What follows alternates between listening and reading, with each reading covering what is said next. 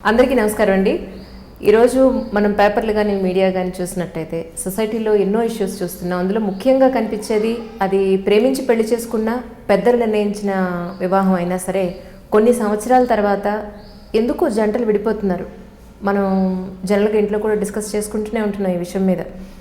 మన అమ్మలో మన అమ్మమ్మలో ఇన్నాళ్ళు కలిసి ఉన్నాం, మేము ఇన్నాళ్ళు కాంప్రమైజ్ అయ్యి ఉన్నాం, ఇదేమిటమ్మా ఇలా జరుగుతుందని మనం మాట్లాడుకోవడం వింటూనే ఉన్నాం. అయితే మీరు media, electronic media, print media చూసినట్టయితే రీసెంట్గా కొన్ని ఇష్యూస్ చూసి నిజంగా మనకే అనిపిస్తోంది, కామన్ మనే కాదు సెలబ్రిటీస్ దగ్గర నుంచి ప్రతి ఒక్కళ్ళు కూడా ఈ ప్రాబ్లం ఫేస్ చేస్తున్నారని. ఈరోజు ఈ పాయింట్ మీద ఎందుకు జంటలు విడిపోతున్నారు అంటే ఎవరి కథ వాళ్ళకు ఉండొచ్చు, ఎవరి రీజన్స్ వాళ్ళకు ఉండొచ్చు, బట్ అల్టిమేట్లీ కలిసి ఉండడానికి కొన్ని ఖచ్చితంగా కావాలి అని అయితే చెప్తూ ఉంటారు పెద్దవాళ్ళు. బట్ ఈరోజు మై స్పెషల్ గెస్ట్ రమ గారు, అలాగే అడ్వకేట్ సుబ్రహ్మణ్యం గారు, సుబ్బ గారు is with me right now. Rama గారి వీడియోలు మీరు అందరూ చూసే ఉంటారు. రమ గారు అడిగిన ప్రశ్నలకి సమాధానాలు నిజంగా ఒకవైపు కాకుండా ఒక సమస్య చుట్టూ ఉన్న అన్ని ఆస్పెక్ట్స్ నుంచి కూడా ప్రతి కోణంలోంచి రమగారు మాట్లాడడం అనేది జరుగుతూ ఉంటుంది.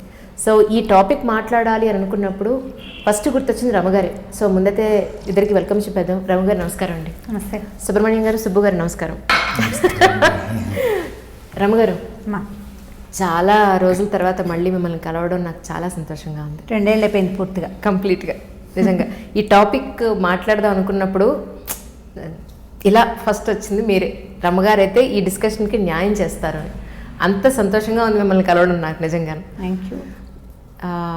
ఇవాళ పొద్దున్నే నాకు తెల్లరగట్ట వచ్చిన యూట్యూబ్లో వచ్చిన న్యూస్ అంటే సోన్స్ వాళ్ళు విడిపోయారు, అఫీషియల్గా తీసుకుంటున్నారని నాకు అనిపించింది. ఎంత బాధ అనిపించింది అంటే 18 ఏళ్ళు 19 ఏళ్ళు కలిసి జీవించి ఇద్దరు పిల్లల్ని లేదంటే ఒకళ్ళ ఇద్దరినో సంతానం కన్న తర్వాత కూడా వాళ్ళిద్దరి మధ్య పొసగక కారణాలు ఏమేమి ఇందాక మీరు అన్నట్టు ఎన్నో కారణాలు ఉండుండొచ్చు, బట్ ఇలా విడిపోవడం అనేది ఎంతవరకు సమంజసం అంటారు మీ ఉద్దేశ ప్రకారం?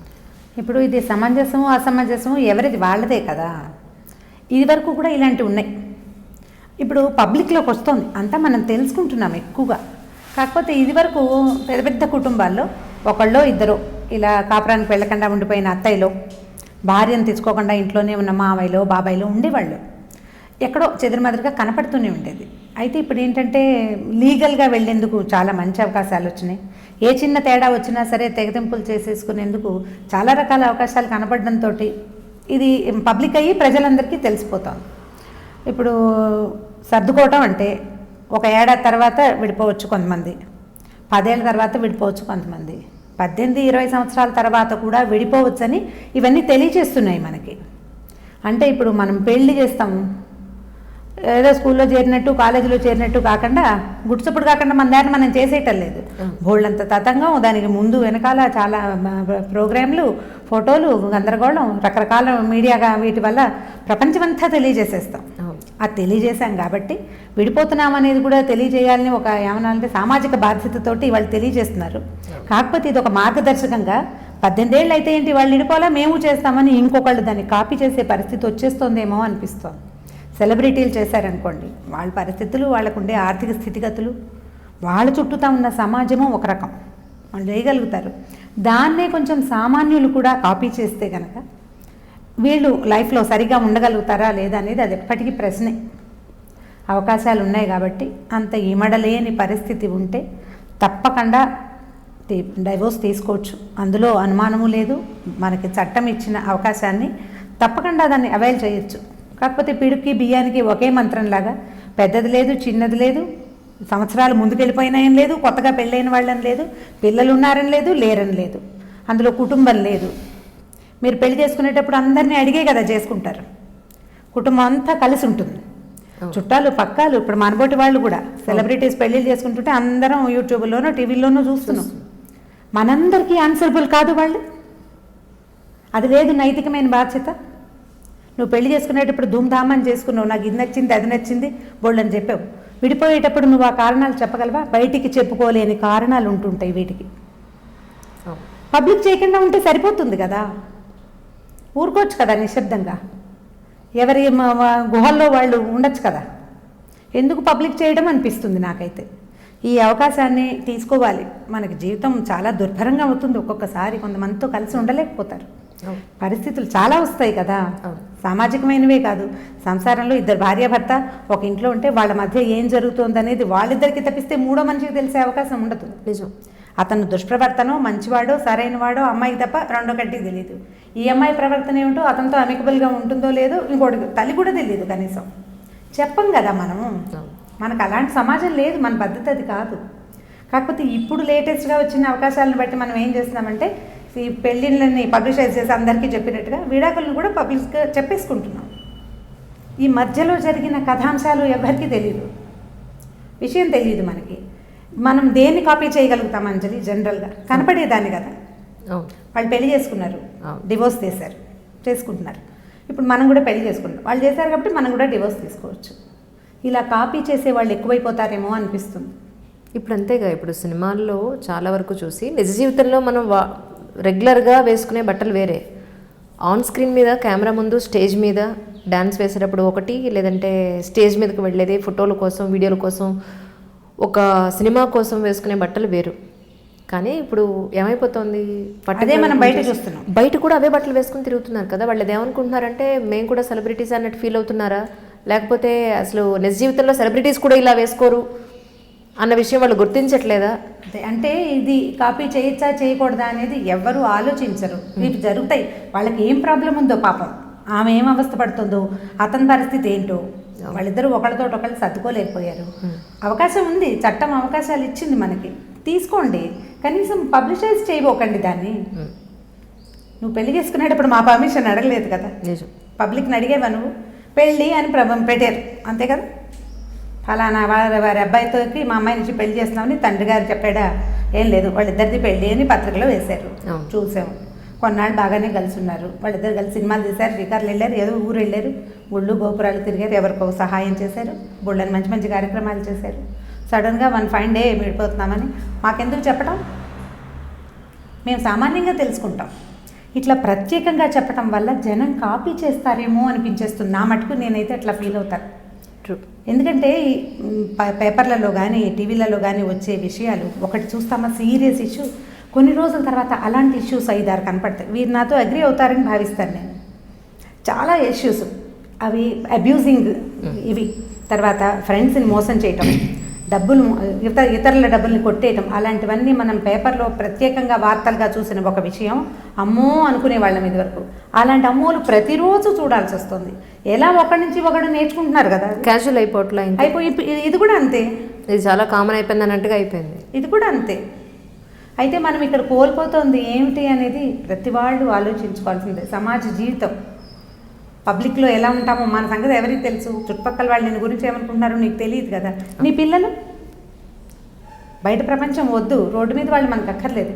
వీళ్ళిద్దరి మధ్య నలిగిపోతారు ఆ పిల్లలు. ఒకవేళ వీరి సంగతి కాదు, జనరల్గా ఇలా డివోర్స్ తీసుకున్న వాళ్ళు అమ్మ ఒక పెళ్ళి నాన్న ఇంకొక పెళ్ళి చేసుకుంటే ఈ మధ్యలో ఉన్న పిల్లలు, కనీసం టీనేజ్కి వచ్చేసిన పిల్లల మానసిక పరిస్థితి ఏంటి?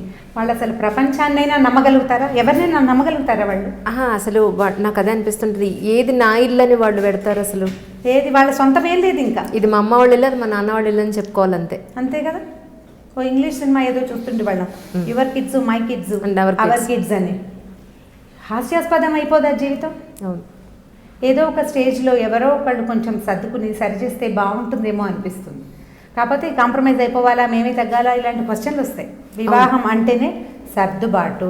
ఒక బంధం అంటే బంధంతో పాటు బాధ్యత ఉంటుంది. బాధ్యత అంటే బరువు, ముయ్యాలి దాన్ని మోయాలి. అదే పెళ్ళంటే. ఏదో కొన్ని రోజులు కలిసినో నచ్చకపోతే నీ బిజినెస్ ఇది, నా బిజినెస్ నాది, ఇలాగా విడిపోవడం ఎట్లా కుదురుతుంది? దానికి ఇంత ప్రచారం ఎందుకు, ఇన్ని ఫోటోలు ఎందుకు? అందరినీ నువ్వు వేద మంత్రాలంటావు, ఆశీర్వచనాలంటావు, అందరూ అక్షంతలేసి ఆశీర్వదిస్తారు. ఇదంతా వేస్ట్ కాదు? ఎందుకు ఈ ప్రయత్నం అంతా చేస్తున్నాం మనం పెళ్ళికి ఎంత అర్థం ఉంది మన వ్యవస్థలో. పెళ్ళి ఎంత పెద్ద బంధం, ఎంత పెద్ద స్టెప్. పెళ్ళికి రెడీ అవ్వటమే ఇప్పుడు ఒక పెద్ద వ్యవహారంగా కనిపిస్తుంది.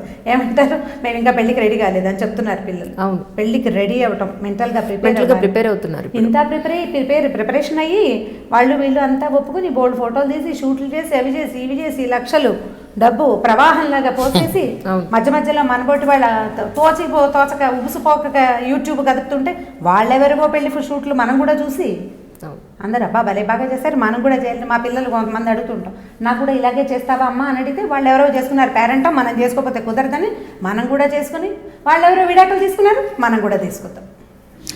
అంతే కదా. అంటే ఇక్కడ మేడం చెప్పిన దాంట్లో నేను ఒక విషయం చెప్తున్నా వినండి. ఇక్కడ ప్రతిదీ కూడా ఇందాక మేడం అన్నారు కదా, వివాహం అనేది ఒక బాధ్యత, బరువు అని. అది ఎగ్జాక్ట్లీ కరెక్ట్. ఆ వర్డ్కి నేను అగ్రి అవుతా. ఇంకొకటి ఏంటంటే ఈ వివాహ బంధం అంటే భారతదేశ సాంప్రదాయం ప్రకారం వివాహ బంధం అనేది, వైవాహిక జీవితం అనేది ఒక గొప్ప పవిత్రమైనటువంటి బంధం. అది heaven, marriages are made in heaven అంటారు కదా. అలా నిజంగా వీళ్ళు ఒక బరువుని మోయాలి ఖచ్చితంగా.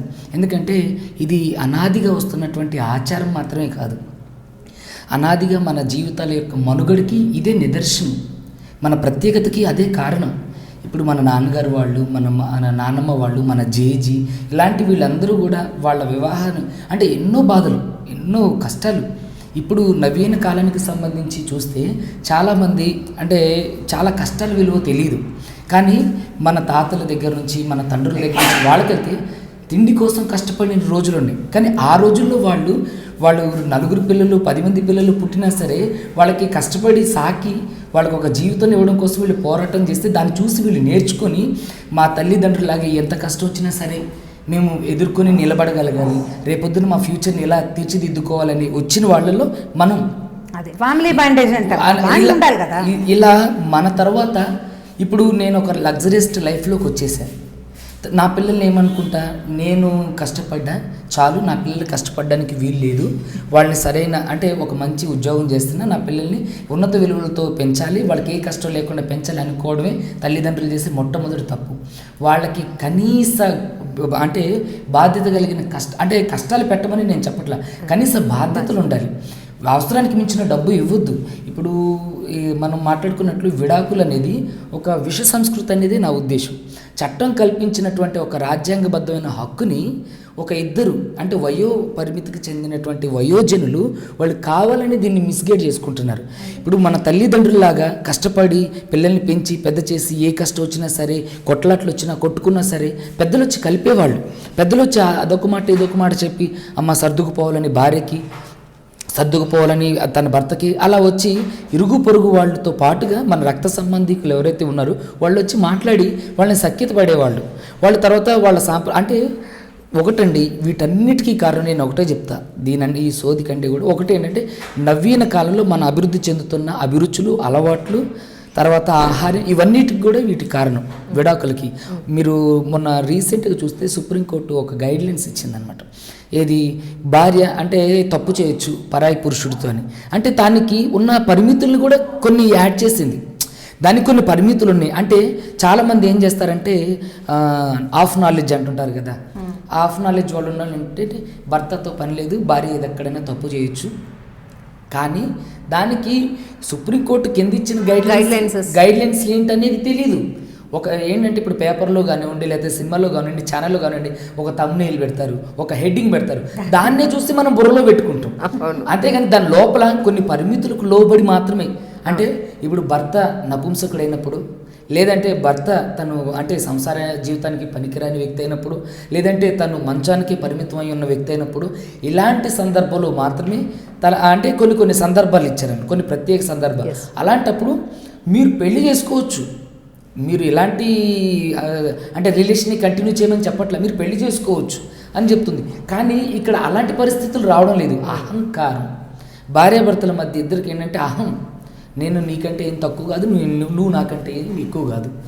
ఇద్దరు భార్యాభర్తల మధ్య సఖ్యత లేకపోవడం. ఇక్కడ నాకు తెలిసి మోస్ట్లీ భార్యాభర్తల విడాకుల్లో ఆడవాళ్ళదే కొంచెం తప్పు ఉంటుందేమోనని నాది. నేను ప్రీవియస్ చాలా ఇంటర్వ్యూస్లో కూడా చెప్పాను. ఎందుకంటే ఇప్పుడున్న ఆడవాళ్ళల్లో తప్పకుండా ట్రూ. ఎందుకంటే మీరు కేసెస్ చూస్తున్నారు కదా, ఎలాంటి కేసులు మీరు చూస్తున్నారా చెప్పండి. నేను చెప్తున్నా చూడండి, ఇప్పుడు మనం నిత్యం చూస్తుంటాం రోజుకు ఒక రేప్ కేసు జరుగుతుందని. అయితే నా దగ్గరికి రీసెంట్గా 2 days బ్యాక్ వచ్చిన ఒక రేప్ గురించి, ఒక సంఘటన కేసు గురించి చెప్తున్నాను. ఇది సనత్ నగర్ పిఎస్కి సంబంధించిన కేసు అనమాట. దిల్సుఖ్ నగర్ ఏరియాకి ఆ పరిధిలో జరిగిందనమాట. మహేంద్ర అని చెప్పేసి ఒక అబ్బాయి, అమ్మాయి పేరు చెప్పను. ఆ అమ్మాయి వీళ్ళిద్దరు చిన్నప్పటి నుంచి లవ్ చేసుకున్నారు 8th క్లాస్ నుంచి. సో 8th క్లాస్ నుంచి లవ్ చేసుకున్నారు. వాళ్ళకి ఇద్దరికి అంటే శృంగారం అనే పదానికి అర్థం తెలియని వయసులోనే దాన్ని అనుభవించేశారు వీళ్ళు. తర్వాత రీసెంట్గా కొంత టైం వచ్చిన తర్వాత ఈ అమ్మాయి వాళ్ళ నాన్నగారికి ఆ అబ్బాయి అంటే ఇష్టం లేదు. సో ఆ అబ్బాయికి ఈ అమ్మాయికి కలవడం మ్యాచ్ సెట్ కాదని చెప్పేసి ఏం చేశారు, ఈ విడదీసే అంటే వాళ్ళు కొంత ఏజ్ వచ్చిన తర్వాత అంటే వాళ్ళిద్దరు కూడా మేజర్స్ అయిన తర్వాత ఇతను పెళ్లి చేసేసుకున్నారు. ఆ అమ్మాయి అలాగే ఉండిపోయింది. కానీ ఇక్కడ ఈ అమ్మాయి కావాలని కక్షతో వీళ్ళ నాన్న వాళ్ళే వద్దని చెప్పారు. పాప మా అబ్బాయి వాళ్ళ కుటుంబాన్ని సభ్యులను తీసుకెళ్ళి అడిగించారు, నేను చేసుకుంటా, నాకు ఆ అమ్మాయి అంటే ఇష్టం అని. కానీ ఆ మహేంద్ర అనే అబ్బాయికి ఈ అమ్మాయి వాళ్ళ పేరెంట్స్కి పడడం లేదు. సో ఆ కారణం చేత వీళ్ళు పెళ్లి చేయలేదు. ఇతను పెళ్లి చేసుకున్నాడు, అంతా అయిపోయింది. ఈ అమ్మాయి ఏం చేసింది, ఇతను ఎలాగైనా సరే నన్ను పెళ్లి చేసుకోడా అనే ఒక ఇంటెన్షన్ లోపల మనసులో పెట్టుకుని ఇతను ఎప్పుడు ఎవరూ లేని సమయంలో ఈ అమ్మాయి ఆ అబ్బాయి వాళ్ళ ఇంటికి వెళ్ళి నన్ను పాడు చేశాడని చెప్పేసి కేసు ఫైల్ చేసింది. రీసెంట్గా ఇప్పుడు అతను చర్లపల్లి జైల్లో చెంచల్గూడ జైల్లో ఉంటూ నేను నిన్ననే వెళ్ళి కలిసి వచ్చాను. నేను మాట్లాడితే అతను ఏడుస్తుండే బోర్న, సార్ నన్ను అది ఏ తప్పు లేదు, నేను ప్రతి విషయంలో కూడా. అలాగే ఇంకొక కేసు చెప్తున్నా వినండి. అతను సినిమా ఇండస్ట్రీలో పనిచేస్తారు, ఆఫీస్ అసిస్టెంట్ సమేదో నాకు తెలియదు. అతను ఏం చేశారంటే అతను ఒక అమ్మాయి దిల్సుఖ్ నగర్, ఈ సంఘటన కూడా అక్కడ ఒక అమ్మాయిని ప్రేమించారు. వీళ్ళిద్దరూ ప్రేమించి పెళ్లి చేసుకున్నారు. అయితే పెళ్లి ప్రేమించుకున్నారు. ఈ అమ్మాయికి ఈ అబ్బాయికి నచ్చడం లేదు. ఇప్పుడు అతను మొహం కొట్టాడనేది నేను బహిరంగంగా చెప్పలేని నిజం. కానీ ఆ అమ్మాయికి ఇతనికి పడడం లేదు. ఆ అబ్బాయి నేను పెళ్లి చేసుకుంటానని చెప్పేసి అని అంటే, నువ్వంటే నాకు ఇష్టం లేదు, నాకు నేను మా బావని పెళ్లి చేసుకోవాలనుకుంటున్నా, నువ్వు నా దగ్గరికి వస్తే మాత్రం నీ మీద కంప్లైంట్ ఫైల్ చేస్తా అని చెప్పి ఈ అబ్బాయి ఆ అమ్మాయి మీద ప్రేమ చచ్చిపోక అంటే చావక ఆయన ఏం చేసిండు, నేను మీ వాళ్ళతో వచ్చి మాట్లాడతా, నేను మాట్లాడిన కాల్ రికార్డ్స్ ఉన్నాయి, నేను మీ వాళ్ళకి పంపిస్తాను ఇసరికి చల్లు కథం. ఈ అమ్మాయిలు దిల్సుఖ్ నగర్ పోలీస్ స్టేషన్లో కేసు పెట్టింది. ఆ అబ్బాయి రేప్ కేసు కింద జైలుకి వెళ్ళి రీసెంట్గా వచ్చిండు, మొన్న బెయిల్ తీసుకొచ్చిండు. ఇలా కోకొలండి చాలా. ఇక్కడ అమ్మాయిలు ఎలా ఉన్నారు అని అంటే మొత్తం అమ్మాయిలు. ఎందుకంటే ఇప్పుడు నేను ఒక ఆడపిల్ల తండ్రిని, ఇట్లా ప్రతి విషయాలు అంటే నేను కనకుండానే 2 ఆడపిల్లలు నాకు. అంటే నేను ఏమంటున్నానంటే ఆడపిల్లల వ్యవస్థ, వాళ్ళ మనస్తత్వం, వాళ్ళ ఆహార్యం, వాళ్ళ అలవాట్లు, అభిరుచులు అన్నీ కూడా తల్లిదండ్రులు చిన్నప్పటి నుంచి అబ్జర్వ్ చేస్తున్నప్పటికీ కూడా వాళ్ళు చిక్కడు దొరకడు అన్నట్టుగా తల్లిదండ్రుల కళ్ళే కప్పి వీళ్ళు చేయాల్సిన వేషాలన్నీ వేసేస్తుంటారు. సో ఇక్కడ విడాకులు అనేది ఒక 2 వయోజనులు వాళ్ళ అంగీకారంతో తీసుకుంటుంది అనే దానికంటే ముఖ్యంగా ఆ విడాకులు తీసుకోవడానికి కారణం పునాది అనేది వాళ్ళ బాల్యంలోనే పడుతుంది. ఎందుకనంటే సినిమా ఒక ఫ్యాషన్. దాంట్లో ఏం చేస్తారు, 3 గంటల సినిమాలో అప్పటికప్పుడే చిన్న నుంచి పెద్దగా అయిపోతారు, జాబులు చేసేస్తారు, అనుకున్నది 5 నిమిషాలు సాధించేస్తారు, పెళ్లి చేసుకుంటారు, ఎండ్ కార్డు పడుతుంది. అలాగే ఊహించుకుంటారు పిల్లలు. మా జీవితం కూడా ఇలానే ఉండాలి, మా భర్త హృతిక్ రోషన్లా ఉండాలి, అల్లు అర్జున్లా ఉండాలి. ఎందుకుంటారు ఇప్పుడు అందరూ హృతిక్ రోషన్, అల్లు అర్జున్ అంటే నువ్వు ఖచ్చితంగా కరిష్మా కపూర్వో లేదంటే ఇలియానానో అయి ఉండాలి కదా. సో ఇక్కడ ఏంటంటే ఆలోచనలో తేడా అండి, అభిరుచిలో తేడా. ఇంకోటి ఏంటంటే అహం మగపిల్లల కంటే కూడా ఆడపిల్లలకి ఎక్కువ ఉందనేది నా ఉద్దేశం. ఎందుకంటే నేను చూస్తున్నాను. ఈ మాట చెప్పారు, ఇంత మటుకు చాలా బాగుంది. అంటే విషయం జరిగింది. ఇప్పుడు ఇదివరకటికి ఇప్పటికి చాలా తేడా ఉంది. ఆడపిల్లల్లోనే తప్పు, మగపిల్లల్లోనే తప్పు అనడానికి వీల్లేదు. ఎందుకంటే ఒక 30-35 సంవత్సరాలుగా మీరు ఒప్పుకోవాల్సిందే. ఇది 35 సంవత్సరాలు 40 సంవత్సరాలు ఎంసెట్ వచ్చింది మనకి. ఈ ఎంసెట్కి ఆడపిల్లలు మగపిల్లలు పోటీ పడడం మొదలుపెట్టారు. తల్లిదండ్రులు కూడా అంతకుముందు మగపిల్లాడు పుడితే కానీ కుదరదని ఒక 50 ఏళ్ల నాడు పుత్రుడు పున్నామ నరకం నుంచి తప్పించాలి, కుమారులు కావాలని 5-6 ఆడపిల్లల్ని కానీ చివరైనా ఒక మగపిల్లవాడిని సాధించే కుటుంబాలు మనకు తెలుసు. మన బాబాయిలు మావాయిలు కూడా ఉంటారు అందులో డెఫినెట్లీనా. అయితే తర్వాత కాలంలో ఏమైంది, 2 లేదా 3 అని ఒక గవర్నమెంట్ రూల్ వచ్చి, ఆ రూల్ వచ్చిన తర్వాత మెల్లిగా పిల్లల్ని తగ్గించేసుకున్నారు. 2 ఆడపిల్లలు పుడితే ఇంకో పిల్ల పుడితే దానికి పెళ్లి చేయలేని వరకట్నం ఒకటి మనకి పెరిగిపోయింది. అందుకని 2 ఆడపిల్లలతోటే ఆగిపోయిన వాళ్ళు ఈ కన్న 2 పిల్లల మీద మమకారంతో వీళ్ళని ముందుకు చదివించాలి, అవకాశాలు ఉన్నాయి చదువుకునేందుకు, పిల్లల్ని చదివించడం మొదలుపెట్టారు.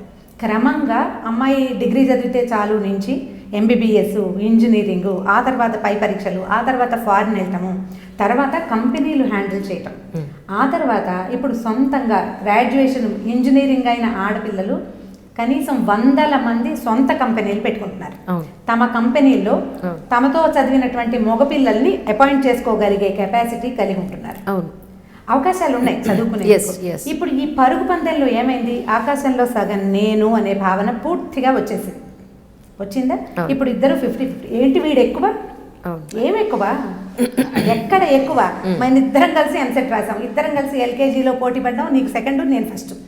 అయితే 10th క్లాస్ లో మేడం నేనే ఫస్ట్. నేను ఒకటి చెప్తాను వినండి. ఇంటర్మీడియట్ లో నేనే కాదు సుబ్బు గారు, ఇది ఆ, పూర్తి అయ్యాక ఒక నిమిషం, మాట్లాడుతున్నారు మీరు. కంప్లీట్ చేద్దాం. నన్ను కంప్లీట్ కంప్లీట్ చేద్దాం. Yes. ప్రతి పోటీ పరీక్షలో ఆడపిల్లలు సమానంగా వస్తున్నారు. అవును. ఇటీవల కాలంలో IITs లో కానీ దేంట్లో అయినా ఆడపిల్లలకి సీట్లు రాలేదు, మగపిల్లలకి ఏమొచ్చినాయని ఒక్క పేపర్లో చూసామమ్మా. ఈవెన్ సివిల్ సర్వీసెస్ లో కూడా అమ్మాయిలు సర్వీసెస్ లో కూడా, పైగా అత్యంత చిన్న వయస్కులు IAS అయిన వాళ్ళు కూడా స్త్రీ. Yes, yes.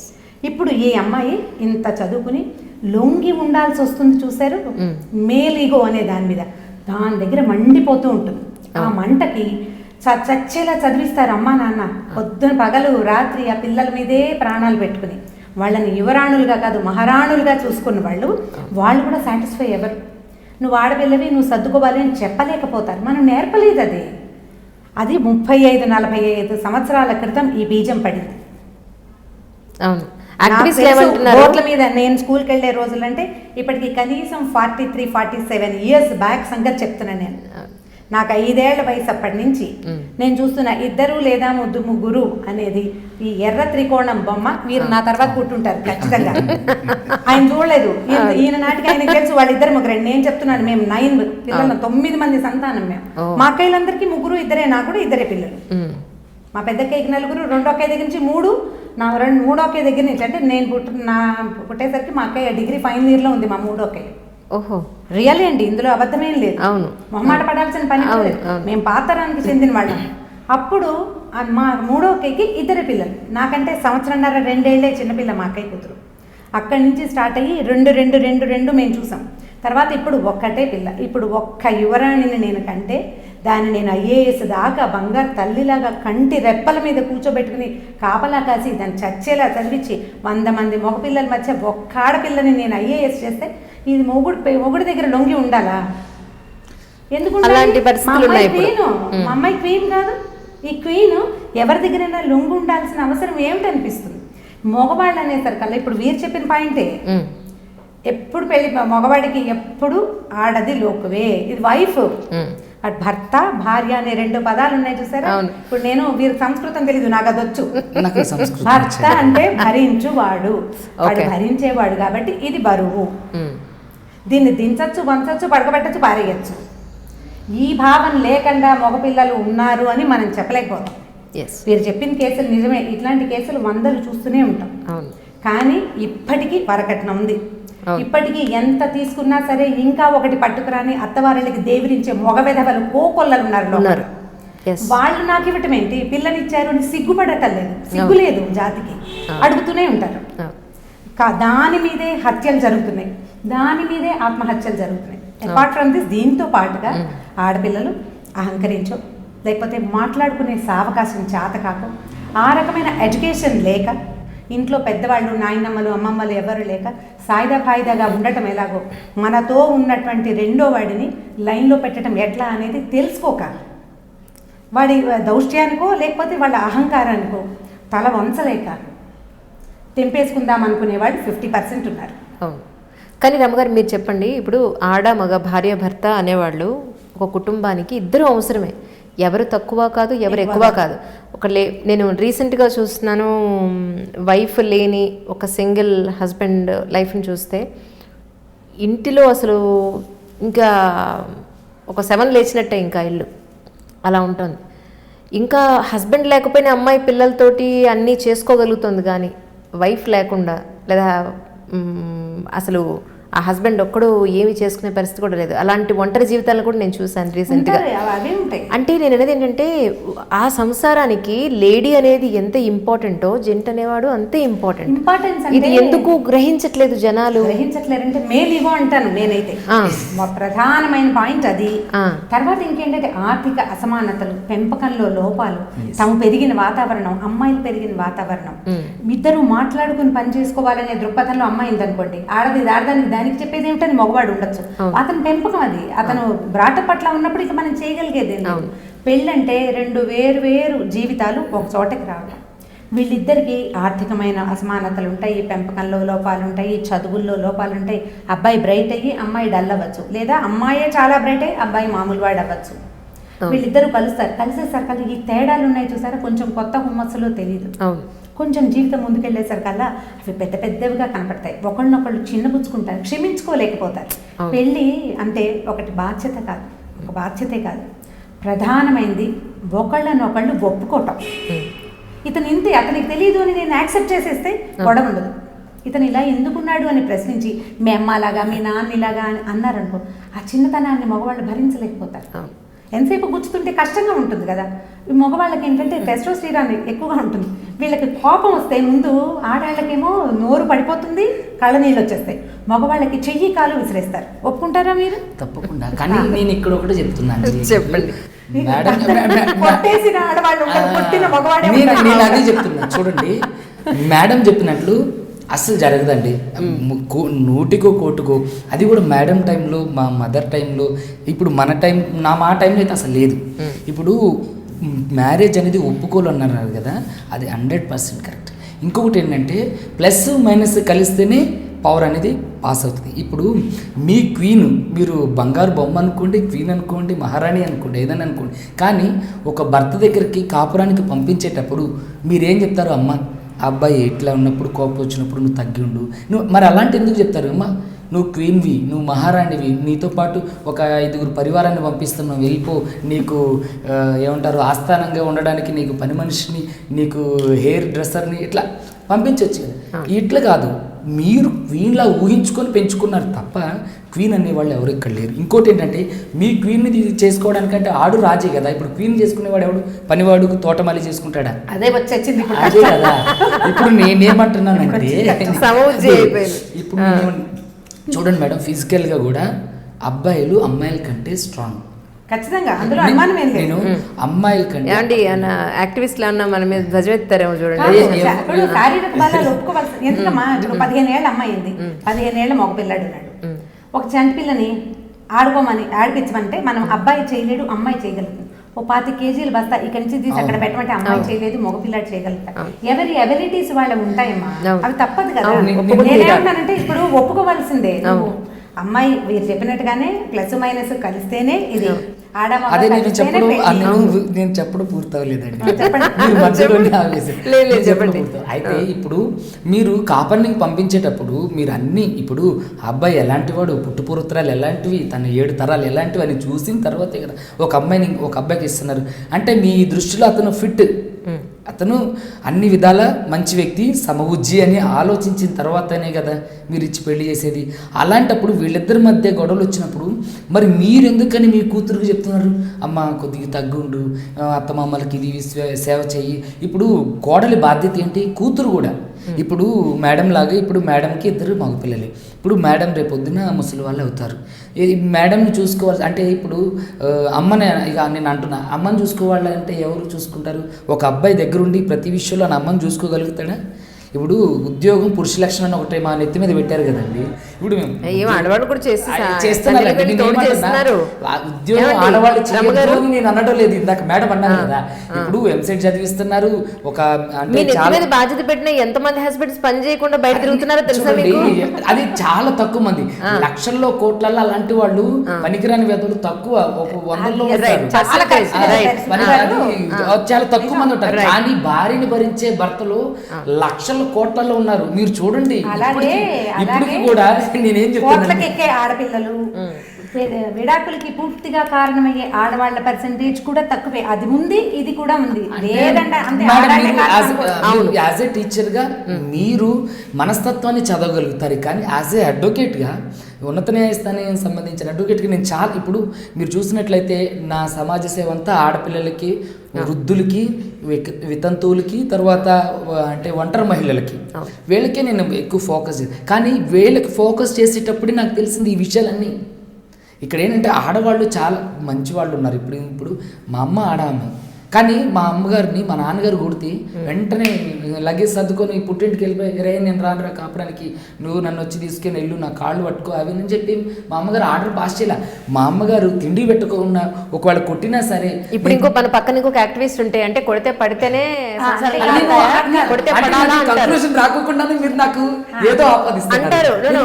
చెప్తున్నా, చెప్పండి. ఇప్పుడు కొడితేను లేకపోతే నువ్వు పడాలనో ఇక్కడ అనడం లేదండి. ఇప్పుడు నేను రేపు పొద్దున నా ఆడపిల్లని వేరే వాళ్ళ ఇంటికి వచ్చినా వాడు కొట్టినా నేను ఊరుకోను. అరే నేను ఇన్ని సంవత్సరాలు బంగారు బొమ్మలాగా పెంచుకుని నీకు ఇచ్చిన నా కూతురి నువ్వెలా కొడతారో వెధవ అని చెప్పి నేను తిడతా, నేను అపోజ్ చేస్తా. కానీ ప్రతి విషయంలోని ప్రతిసారి కొట్టుకున్నప్పుడల్లా నేను వెళ్తే ఏమవుతుందంటే అతనికి ఈ భర్త అనేవాడు ఎవడైతే అంటే పురుషుడు అనేవాడికి ఏంటంటే ఏంటి నా జీవితం ఇది, ఇప్పుడు థర్డ్ పార్టీ ఇన్వాల్వ్మెంట్ వల్లే ఇక్కడ విడాకులు అనేవి జరగడానికి అవకాశం ఉంది. భార్య భర్తలు కొట్టుకున్నారు, తిట్టుకున్నారు, వాళ్ళని వదిలేయాలి అంతే. వాళ్ళు అంటే మరీ తిట్టుకొని అది తీవ్ర స్థాయిలో తీవ్ర రూపం దాల్చేంత వరకు తల్లిదండ్రులు అనేవాళ్ళు వెయిట్ చేయొద్దు. వాళ్ళ మధ్యలో ఒక స్థాయి గొడవ వరకు మీరు మాట్లాడకుండా ఉండాలి. అమ్మాయి అణిగి మణిగి ఉండాలి అనేది నా ఉద్దేశం. అంతే విధంగా అమ్మాయికి అన్ని విషయాల్లో అవకాశాలు కల్పించాలనేది నా మాట. ఇప్పుడు అమ్మాయి తగ్గి ఉండడంలో తప్పేంటి చెప్పండి. ఇప్పుడు పురుషుడు అనేవాడు తగ్గి ఉంటాడు. ఇప్పుడు వాడికి మీరు చెప్పండి. ఇంకొక యాక్టివిస్ట్ ఉంటే అమ్మాయి ఎందుకు తగ్గుండాలి, అబ్బాయి అట్లాంటప్పుడు ఇక వివాహ వ్యవస్థ వైవాహిక జీవితం అనేది నడవదండి. ఇప్పుడు నేను ఇందాకే అన్నా కదా, అమ్మాయి తగ్గుండాలి అనే దాని గురించి ఏంటంటే అమ్మాయికి బాధ్యతలు అటు ఇప్పుడు ఒక పురుషుడు తప్పు చేసింది అనుకోండి తన కుటుంబమే సఫర్ అవుతుంది. కానీ అమ్మాయి ఏదైనా తప్పు చేసింది అనుకోండి అటు అమ్మాయి తరపు కుటుంబం ఇటు అబ్బాయి తరపు కుటుంబం తలగా ఎత్తుకోలేదు. ఇప్పుడు అమ్మాయి మీరు ఎలా చెప్తున్నారంటే అబ్బాయి తప్పు చేసినా పర్వాలేదు, అబ్బాయి తప్పు చేసినా పర్వాలేదని నేను అనడం లేదండి. అబ్బాయి తప్పు చేస్తే ఖచ్చితంగా శిక్షించాల్సిందే, నేను తప్పు అని అంట. కానీ మీ మధ్య ఏమన్నా మనస్పర్ధలు వచ్చినప్పుడు భర్తని రాకాసిలాగా ఇట్లా ఏమంటారు లంకిని శంకిని డాకిని లాగా నువ్వు మీద పడిపోయి అరిచేస్తే ఎక్కువ కేసులు చూస్తున్నట్టున్నారు.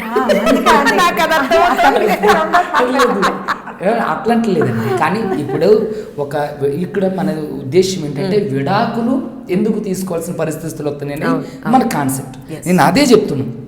ఇది తల్లిదండ్రులే నేర్పిస్తూ అంటే తల్లిదండ్రుల దగ్గరే పునాది పడుతుంది. అంటే వాళ్ళకి తెలిసి అమ్మ నువ్వు పెద్దదిగా విడాకులు తీసుకో అని ఏ తల్లిదండ్రులు చెప్పరు. అంటే వీళ్ళు అమ్మాయిలు కొంచెం వీళ్ళ ఆలోచన అనేది చాలా విస్తృతంగా ఉంటుంది. వీళ్ళు అనేక రకాలుగా ఆలోచన చేస్తుంటారు. సో ఇక్కడ అమ్మాయిల యొక్క పెంపకం అనేది తల్లిదండ్రులు ప్రతి క్షణం అబ్జర్వ్ చేయలేరు.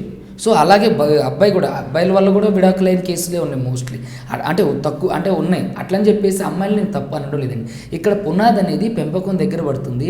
వాళ్ళ ఆహార్యం పైన, వాళ్ళ విధి విధానాల పైన, వాళ్ళ వ్యక్తిగతం పైన, వాళ్ళ అభిరుచుల పైన ఆధారపడి